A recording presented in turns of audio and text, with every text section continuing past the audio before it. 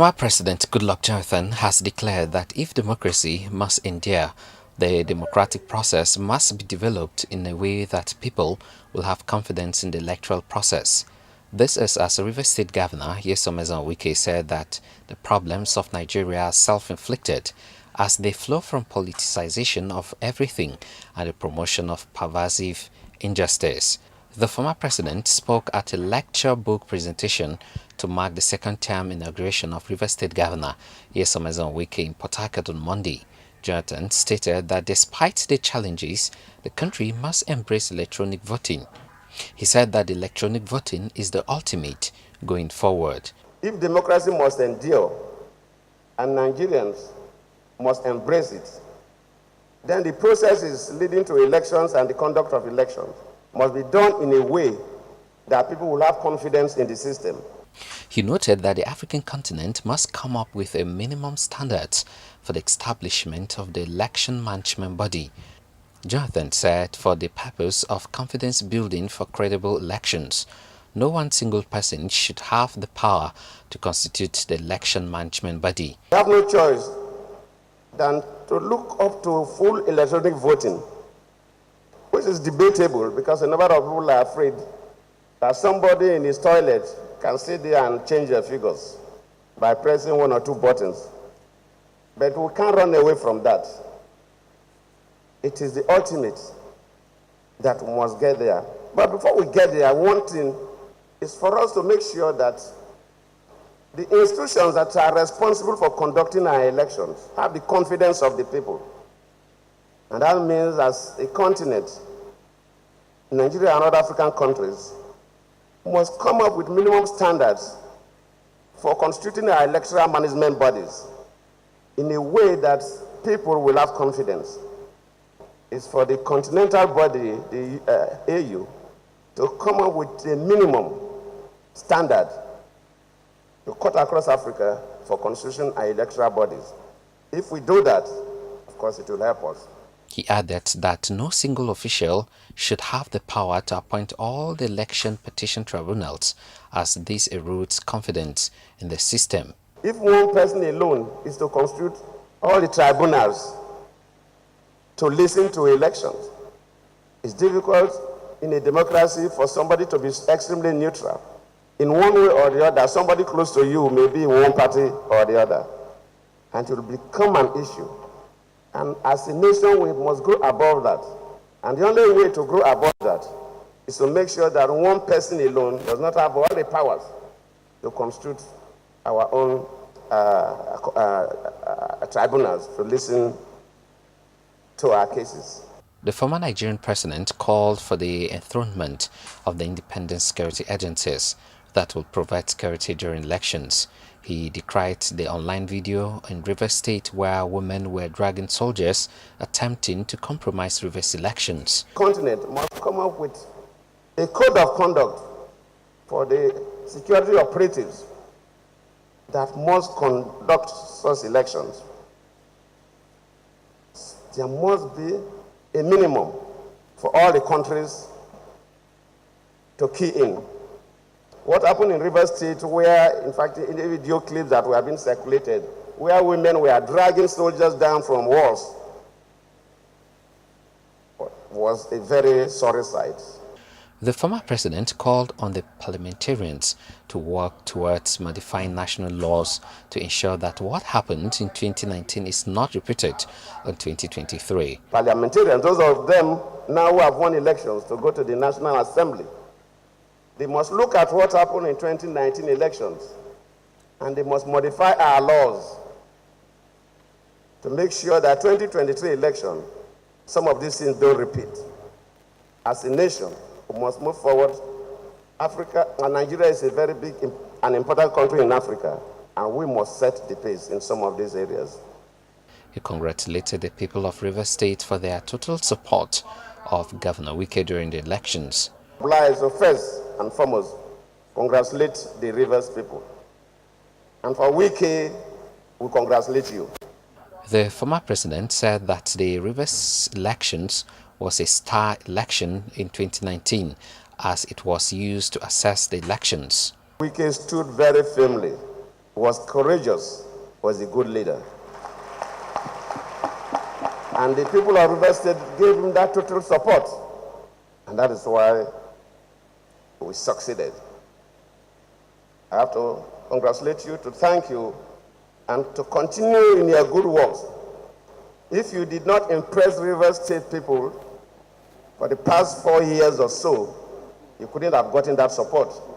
Wike tried, brought unity to the state, he brought physical development to the state, and he endeared himself to not only Rivers people, but many Nigerians across the nooks and crannies of our country.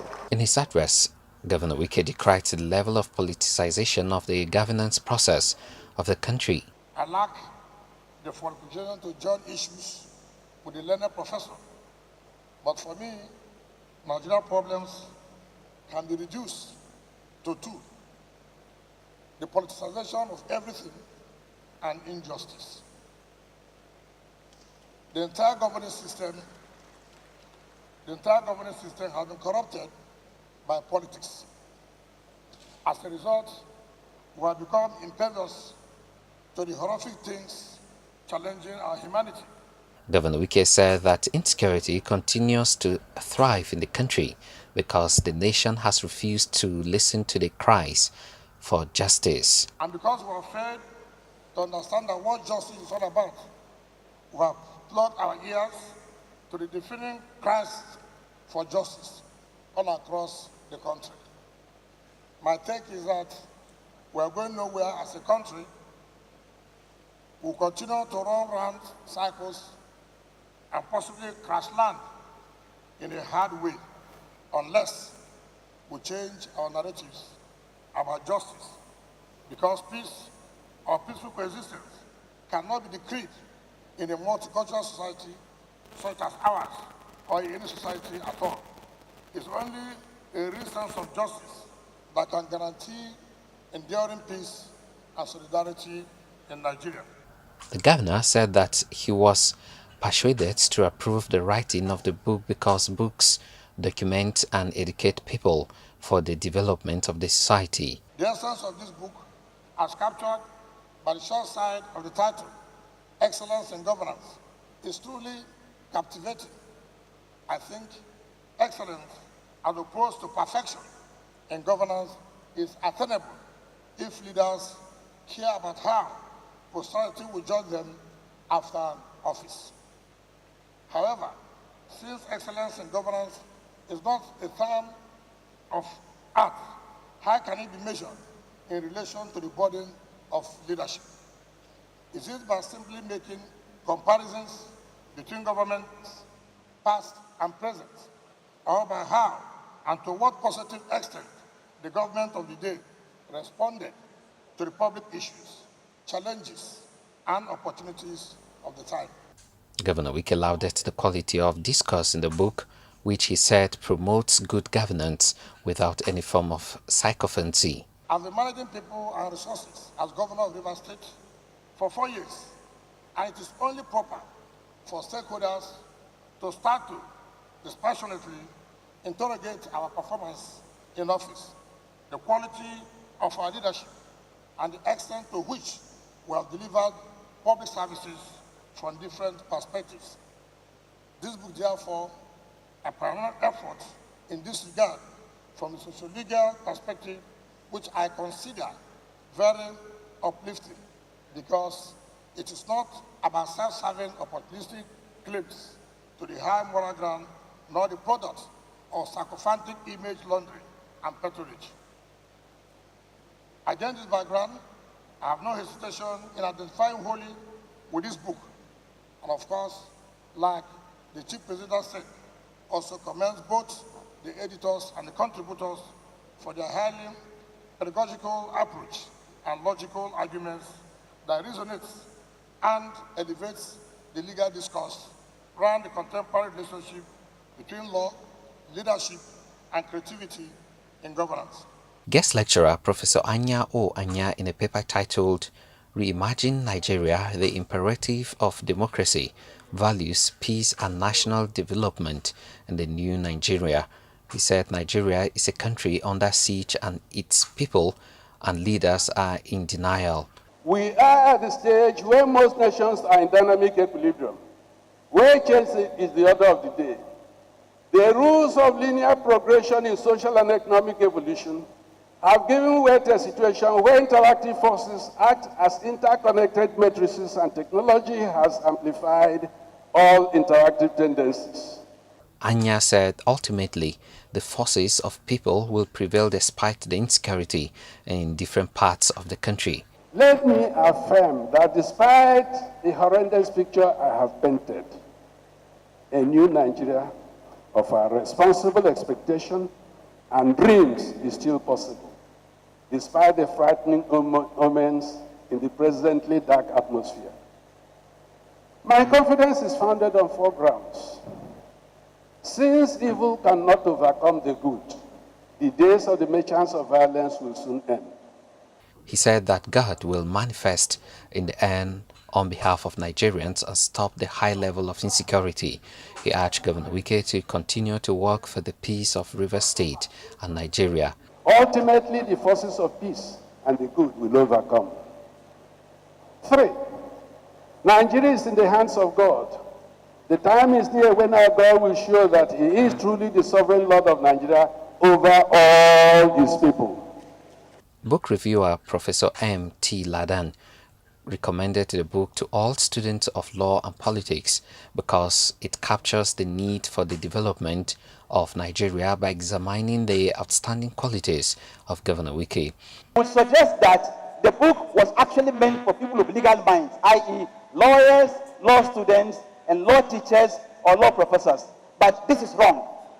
If you read the book and the analysis of the book and the pictorial documentary evidence they adduce to support the analysis and logical conclusion, you will come to the agreement that even those interested in governance issues and those interested in politics can also feel at home in reading this 735-page book. He said that the book was written by 51 authors with 40 chapters and 735 pages. He said the lawyers who wrote the book documented the delivery of democracy dividends in Rivers State. Book presenter and representative of Sokoto State Governor Engineer Bello Alhaji Suleiman described Governor Wike as a true leader who will play a key role in the future of the country. Right Honorable Aminu Waziri Tambuwal and his brother, Minister Wike, the governor of Rivers State. These are 2, should I say, excellencies, or gentlemen that have really, in the last 12 months, been on the headlines for various reasons. But most of the time it is for the good reasons. The achievement of these 2 young men, it is quite remarkable. And I think the history and the reality of what Nigeria will be somewhere in the next decade, these 2 gentlemen are going to play a very big role because they deserve it, and they're highly admirable people that I think this nation should be proud to have. He said that Governor Wike has written his name in the sands of time by his superlative performance as chronicled in the book. Chairman of Inauguration Committee and former Deputy Speaker of House of Representatives, Right Honorable Austin Opera, said that the event is part of the program he heralded. The topic of today's lecture is the importance of peace building in post-democratic elections in Nigeria. This topic is chosen deliberately to send the message that indeed, in the second term of His Excellency, peace is paramount in Rivers State. Prominent Nigerians who attended the book presentation include former President Goodluck Jonathan, his wife Dame Patient Jonathan, PDP Vice Presidential Candidate Peter Obi, PDP National Chairman Prince Uche Secondus, former Rivers State Governor Sir Celestino Meha, Deputy Governor Palibo Harry Banigo, and Senator Mwai Ohumbunwa. You can see the way the book has been unveiled. This shows photographers. Now you can You can have your feel. This is the book.